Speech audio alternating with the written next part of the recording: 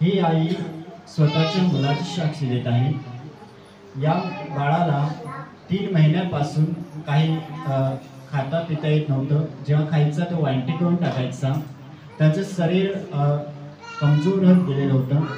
ही आई म्हणते की मी दवाखान्यामध्ये घेऊन गेली पण काही फरक पडला नाही। एका बहिणीने सांगितलं की त्या प्रार्थनेमध्ये चल। ही आई त्या बाळाला घेऊन प्रार्थनेमध्ये या ठिकाणी घेऊन आली, त्यांच्यावर प्रार्थना केली।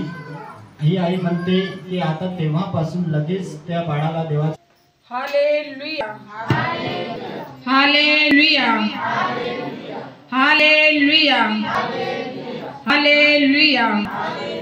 ती आई आंबोलीवरून आलेली आहे। तिच्या स्वतःची साक्ष सांगत आहे।